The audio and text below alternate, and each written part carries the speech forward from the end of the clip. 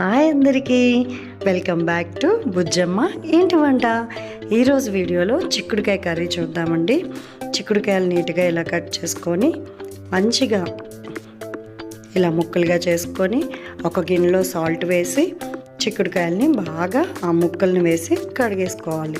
అలా సాల్ట్ వేసి కడుక్కుంటే వెజిటేబుల్స్ చాలా మంచిది. అండ్ ప్రతిరోజు కూడా ఇలా వెజిటేబుల్స్ ఇష్టపడని వాళ్ళు కూడా చాలా ఇష్టంగా తినేయచ్చండి. తర్వాత 2 ఉల్లిపాయలు, 1 టమాటా, 4 పచ్చిమిర్చి తీసుకొని ఇలా ముక్కలుగా కట్ చేసి రెడీ చేసుకోవాలి. ఇంకా పచ్చిమిర్చి ఆయిల్లో ఫ్రై చేసుకొని తర్వాత ఆనియన్స్ వేసేసి బాగా ఫ్రై చేసుకోవాలి. ఈ రెడ్ కొంచెం బ్రౌన్ కలర్ వచ్చే వరకు ఆనియన్స్ని ఫ్రై చేసుకుంటే అది కూడా టేస్ట్ బాగుంటుంది. చాలామంది ఆనియన్ ఫ్రై అవ్వకముందే వెజిటేబుల్ అన్నీ మిక్స్ చేస్తారు. సో అలా కాకుండా నేను చేసినట్టు ఒక్కసారి ట్రై చేయండి. ఇంకా ఆనియన్ ఫ్రై అయిపోయాక చిక్కుడుకాయ ముక్కల్ని కూడా వేసేసుకొని కలిపేసుకోవాలి. కలిపి మూత పెట్టి మగ్గించుకోవాలి. ఏ వెజిటేబుల్ అయినా మూత పెట్టి సిమ్లో మగ్గించుకున్నప్పుడు చాలా బాగుంటుంది. చిక్కుడుకాయలు మగ్గిపోయిన తర్వాత కొంచెం టమాటా వేసుకొని కలిపి మళ్ళీ మూత పెట్టి మగ్గించుకోవాలి.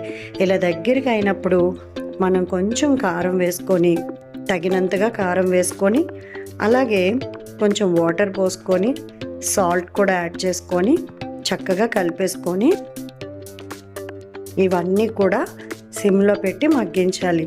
మ్యాక్సిమం నాన్ వెజ్లో అయితే మనం అన్ని రకాల పొళ్ళు వాడచ్చు, కానీ వెజిటేబుల్స్లో డైరెక్ట్గా మనం ఇలా కర్రీస్ చేసుకొని తింటే చాలా హెల్త్కి మంచిదండి. సో అందుకే నేను ఇలా చూపిస్తున్నాను. అండ్ ఇలా దగ్గరికి అయిపోయినప్పుడు అంతేనండి, వేడి వేడి అన్నంలో చిక్కుడుకాయ టమాటా కర్రీ చాలా బాగుంది. మీరు కూడా ట్రై చేయండి.